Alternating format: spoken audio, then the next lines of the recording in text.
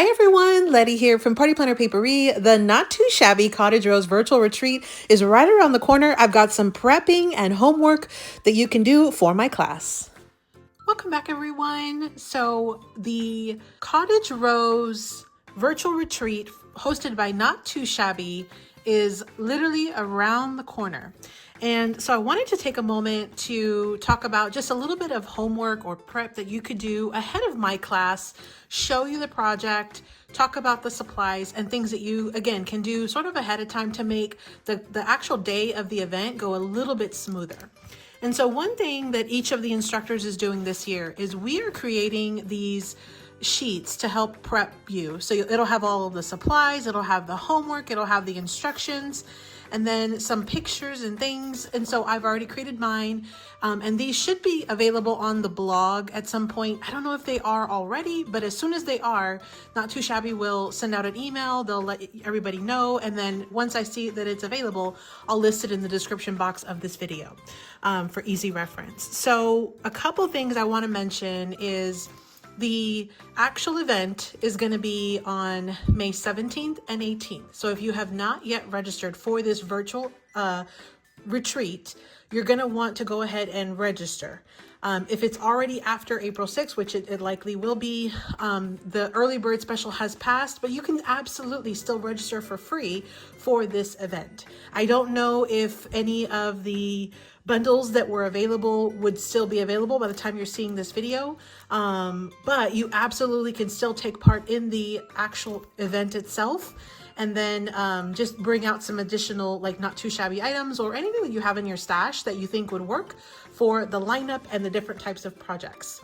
So I have all of the items that I received in the bundle, and just one thing I want to mention as a clarification, and I put it in the description of my video, the last one, when I did the announcement video a while back, and I announced I was going to be an instructor. One of the things that I mentioned was that the dies that coordinated with the stamp set were going to be separate, but they are actually included in the retreat bundle. So just as a heads up to that, that was my goof. So I just wanted to give you a heads up on that, okay?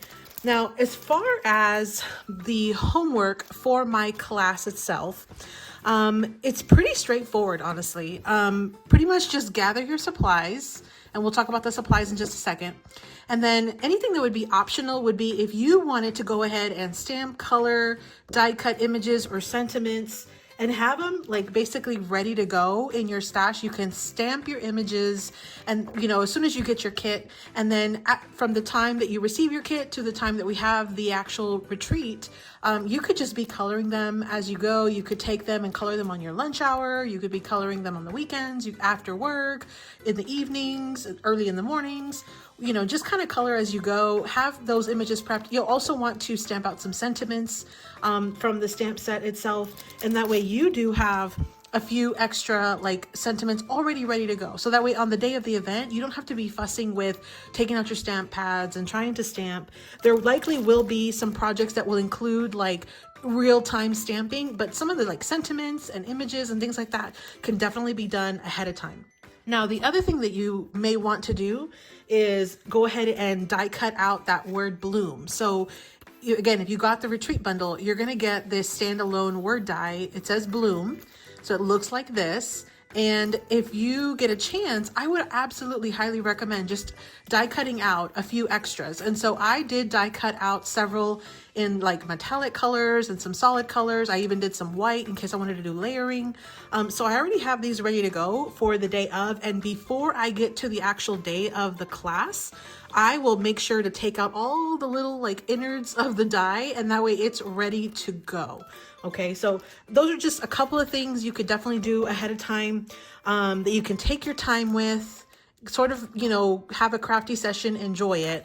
That is definitely a couple of things. Another thing that you could do is cut down your cardstock or your pattern paper pieces. Now on this homework sheet, it's going to be 2 pages, and I am going to give you all of the dimensions that you'll need for both your 12 by 12 cardstock as well as your 4 to 5 sheets of pattern paper. I'm going to cover them right now real quick, but I just wanted to mention that so that way as soon as these homework sheets are available, you could print them and then go in and start, you know, getting all of the dimensions ready to go. Okay, so I have all the dimensions listed here, and I kind of actually go through step by step. I would definitely highly recommend holding off on completing the entire project, so that way you can do it with us, because one of the things that I will be doing during my class is I'm going to be explaining things. I'll say why we do things a certain way, in what order, and I'll also be talking about alternatives. So I'll tell you all different ways you could approach it, different ways you could do it. I'll show you different examples during the class. I'm going to try to give you a lot of additional feedback and ideas. And so if you go in and you do the project, you may end up doing another one on the day of anyway, because I may give you little pieces of information that you may want to actually, you know, implement in your project. So just as a heads up for that, but you absolutely can cut your cardstock, prep some of that kind of stuff ahead of time if you absolutely want to. Let's take a step back. Let's talk about the first one, which is gather supplies. Let's talk about the supplies that you'll need. So you're going to need about 4 to 5 sheets of 6 to 6 pattern paper. It doesn't necessarily have to be double-sided, but of course it helps because then you have double the option as far as your prints. Of course, the paper that also came in this bundle kit is double-sided. So you've got, if you did pick up the bundle, you have some really gorgeous pattern papers that have really gorgeous images, and then you've also have some coordinating papers that are more of like your solids. Okay, and I'm going to show you, I did end up using both. I used the pattern, the one with more of the higher patterns, and then some of the ones that had like less pattern, which are more like my solid prints. I do end up using both of them in my like project examples that I did. So just as a heads up on that. Now you will also need 1 sheet of 12 by 12 cardstock. Okay, so I already have mine pulled out. I have it ready to go. In fact, we're going to actually cut this into a couple of smaller pieces to make it easier on the day of, but you'll need 1 12 by 12 cardstock. And it doesn't have to be super thick, but you definitely don't want it paperweight. It has to be an actual cardstock. I think this one that I have is probably around 65 to 80 pounds. This one is a craft color. I thought that the craft color went really well with the papers that came in this bundle. Of course, you can pick any color that you want. In fact, I even mixed it up on one of my examples, and I did a colored cardstock as well. So I'm going to show you, I'll do a little quick sneak peek of some of those as I talk about this, but you will need 1 sheet of 12 by 12. Okay. And so aside from your pattern paper and your 12 by 12, the only other kinds of paper that you need are going to be basically a white scrap. Okay. And you really only need about 2 by 3. So like 2 by 3 is what you need. I went ahead and brought out a little bit extra because there are times where I am going to want to do a larger mat. And so the 2 by 3 that I was talking about was to mat on the inside of one of these pop-up panels. But there are times where I just want to do the entire panel with this scrap, with the white, just like I did right here. And so you definitely want to have just some scrap white cardstock available. Again, doesn't have to be thick. I think this one's probably like a 65 or an 80 pound, but it can be anything. It could even technically be some white paper because you will end up gluing it on top of another mat if you'd like to go that route. And then the other thing that I'm going to bring in that's optional is I'm going to bring in a piece of vellum, and you don't have to have that. You could absolutely use your pattern paper, but there are some areas inside our project where you're going to be doing a gift card holder pocket. And I personally love the look of the vellum with this collection. And so I went ahead and just pulled out a piece of vellum. You really don't need that much, probably close to around this 2 by 3.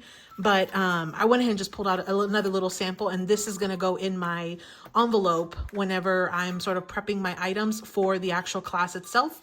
That will go in there too. Again, you don't have to have it. If you don't have vellum, don't worry about it. We're going to use some pattern paper. We can definitely create a pocket for our pop-up, like our gift card holder with pattern paper, whether it's the solid more or the print, more patterned.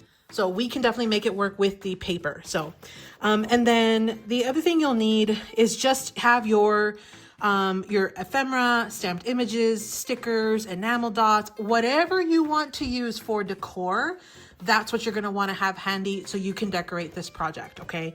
And I'll also talk about a few things as I show you some of the examples. I'll talk about a few things that you could technically use or bring in, but honestly, the sky's the limit. You could add whatever really you want. There are some options where you could bulk up certain elements of this project, but it's really up to you. Now, you also will need a scoreboard and a bone folder tool, okay? You're gonna need a cutting board, and I am using a large cutting board because I'm gonna be cutting a 12 by 12 piece of paper. But I actually like to do both. I like to have my large cutting board and my small paper trimmer as well. So I actually like to use both of them, my large paper trimmer and my smaller one as well. And then adhesive, you pretty much can do your preference. So wet glue, ATG, double-sided tape, whatever you want to have. If you want to have some foam dimensional tape for the decorations for the front, you absolutely can do that as well. Really, the sky's the limit. And I don't know if I mentioned this, but my project is going to be a 6x6 pop-up gift card holder. Okay, so I've done this before on my channel, and it's just one of my favorites. And it was originally inspired by Sam Calcott of the UK. And what I love about this is, well, one, it's large. It's a 6x6, so it's almost like a showstopper because it's huge. But then when you open it, these pop-up mechanisms almost like pop out at you, okay? And it can stand on its own because of all the weight and because of the fold here for the pop-up.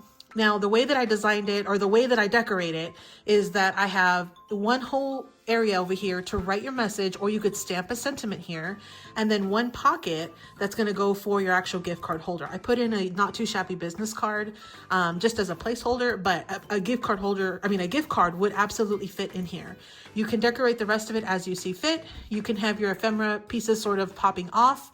Really, the sky's the limit. And you see here, I used a pattern paper on the outside, and then I actually used more of like a solid print on the inside because then I used pattern paper for my actual pop-up panels. Okay, you'll have 4 panels with this, and with this one sheet of 12 by 12, we'll be able to get our card base, we'll be able to get all 4 of our panels, and we'll be able to do the pop-up mechanism, which you really can't see it, but it's basically a strip that's going all the way across. Okay, so you've got lots of options. We're going to have a lot of fun on the day of. You'll be able to, I'm going to go over some little ways and tips and tricks and things that you could decorate the inside of your cards. So some tips and tricks to decorate the front of your cards.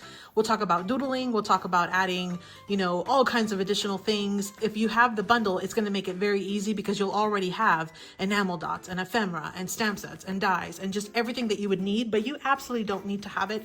You could just pull some things from your stash. In fact, like here, I brought in a tag from my stash that I already had prepped and printed or die cut.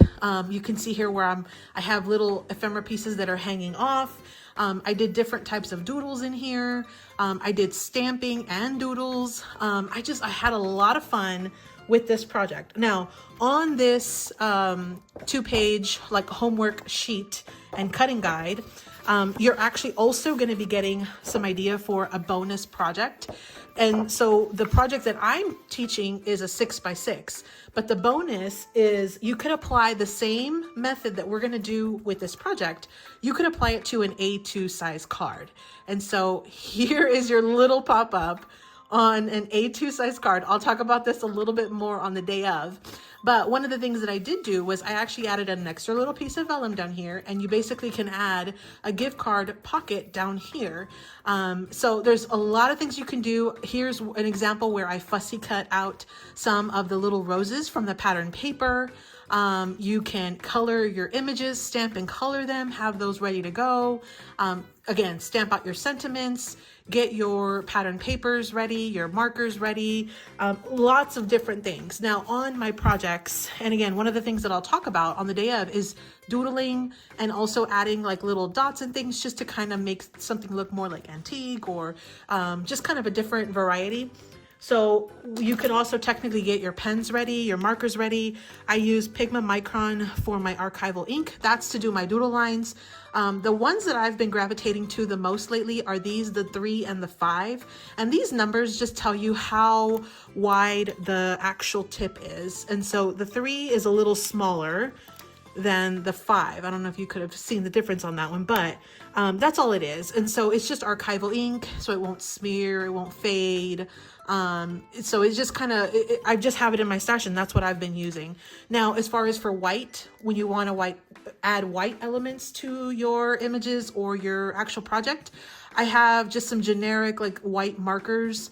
But I also have a like Inkjoy gel pen. There's a ton, there's jelly roll pens. There's just a ton of different white markers or pens, acrylic markers, things that you could use.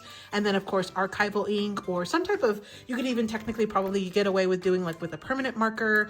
It just depends on what you want to do with your project, but I would highly encourage you to take out those pens, especially if you've never done that type of thing on your card, because I am going to talk about that. I'm actually going to add some to my project as we go along. And again, I'll show you a little more in depth with some examples. We'll talk about different types of doodles. It's going to be a lot of fun. And so, like I said, if you've never done it, you definitely want to get those pens ready because we will be able to do it. As far as decorating it, if you want to bring in some thread or twine or ribbon, you can get that ready as well. That can be part of your like decor pieces. So that is definitely something that you could do as well. Here's some gold thread. I used this on a project, I believe it was last month, for some sheet load cards. Had a ton of fun with it. So you could bring in things like that and help, you know, do your actual project. So, I mean, that's pretty much it as far as your prep work and the supplies. Just gather all your supplies. I would definitely encourage to prep your die cuts and your stamped images and start to color them. Have that ready to go, because on the day of the event, it's going to make it so much easier, not only for my project, but for all of the projects that we're doing, because you'll already have all of these items ready to go. And even though there are a bazillion pieces of ephemera in these packs, look, I already have a whole bunch already stamped out. Even though there's a bunch of ephemera in these packs, you're gonna have a ton of classes. I think it's like 7 different classes. You have 4 classes on Saturday, and I'm the last one, and I think it's around 1 p.m. Pacific time, maybe. And then there's 3 classes on Sunday. And so between 7 classes, this one pack of ephemera, you may end up using it all. And towards the end, you might have, you know, trying to figure out what am I going to use. If you have those stamped images, you can be using them as you go and not even stress about it. So again, those are just a couple of little tips and tricks. Now, as far as prepping on your cutting, it's pretty straightforward. Again, I'm going to have all of the cutting guides here. I even break down like, okay, you're going to cut 1 sheet of 12 by 12. You're going to need 3 pieces. We're going to cut it down to a 6 by 12, a 4 by 12, and a 2 by 12. And then I even give you the instructions on how to do that. And then also I'll show you about cutting the 4 to 5 sheets of paper. Now I did not give you cutting guide on that, but I went ahead and I listed out how many of each dimension you would need. One thing I will mention is I did put in an optional for a back mat. So in the event that you want to add an additional piece back here in the back, you can absolutely add one more, and it's the same size as our cover and our 2 insides, okay, which is 5 3/4 by 5 3/4. And again, I'll have that dimension listed here on our worksheet. So see, optional 5 3/4 by 5 3/4, and that's our back mat, okay, which is the same as our cover and our 2 inside mats, 5 3/4 by 5 3/4. So that is what I have for you today. As far as cutting your actual like larger paper, we could do it on camera. We could start to prep it, but honestly, it's so straightforward. I think if you just follow these instructions, you'll have no problem whatsoever. Get them together. If you do end up cutting them down, have your additional cardstock. If you want to use vellum, have that ready to go. And then what I would recommend is get some type of clear pouch or bag or envelope, or, you know, if you have some of those larger like 12 by 12 sleeves, sometimes when we get our paper orders from in the mail, you could add all of your pieces that you have including anything that you cut down. If you did some specific images, or if you want to have some specific images or anything on your actual project, throw them inside your bag, okay? You could print out your 2 sheets, add them also into the bag, okay, into your little folder. And so that way, on the day of the event, you'll have everything ready to go, okay? And you'll know when my class comes up, or when anybody's class comes up, you just have to grab this, open it, and then you'll have everything ready to go. I did that last year. I had these like little sleeves handy for every class. And it was so easy to go through because all of the instructors had put a little bit of prep, and they did homework videos. And so I like took notes, and I did all this stuff, and I had it prepped, and it was a breeze. It was so easy to kind of go through everybody's class when I did my homework. So if you have any questions, feel free to ask me down in the comments down below. I'm happy to answer them. I'm going to try to do some little prep, kind of things as we get closer and closer to the actual date of the retreat. But definitely, feel free to reach out. And if you haven't already registered, I highly encourage you to go ahead and register. Save your place for the event. It is absolutely free. Start gathering your supplies, print out your sheets, your help sheets. Again, mine is a 2-page one. Everybody's might not be 2 pages, but mine certainly was 2 pages. You'll be able to find it on the blog. And I don't know if it's already there, but it will be there at some point. So just stay tuned. Make sure, again, register so that way you do get that notification once that blog post is ready to go. And so I hope that gives you a little bit of insight. I know we didn't really have a whole lot of prep, but hopefully I gave you a little bit of ideas of what to start to get ready and what to sort of anticipate for the actual event. Even though it's still a little ways up, we still have a little bit of time. If you start to plan and prep things now, the actual day of the event will go so when for you. Okay. Well, I hope that helps, and I look forward, and I cannot wait to see you on May 17th when we start out this retreat. Again, I will be teaching my class on the 17th. And again, it is a pop-up gift card holder. It's a 6x6 pop-up gift card holder. Here is a little sneak peek of what that looks like. Okay. I have another little sneak peek that I will share with you. That's what that looks like. Okay. And then again, I'll talk a little bit about a bonus project, which is basically just applying it to an A2 size card. Okay. So that's what I have for you. Again, let me know if you have any questions. Make sure you sign up, and I can't wait to craft with you at our weekend retreat coming up for the Cottage Rose Not Too Shabby virtual retreat. As always, happy crafting. Thanks so much for visiting, everyone. Let me know in the comments down below if you've already registered and are ready for this retreat that's coming up. Happy crafting.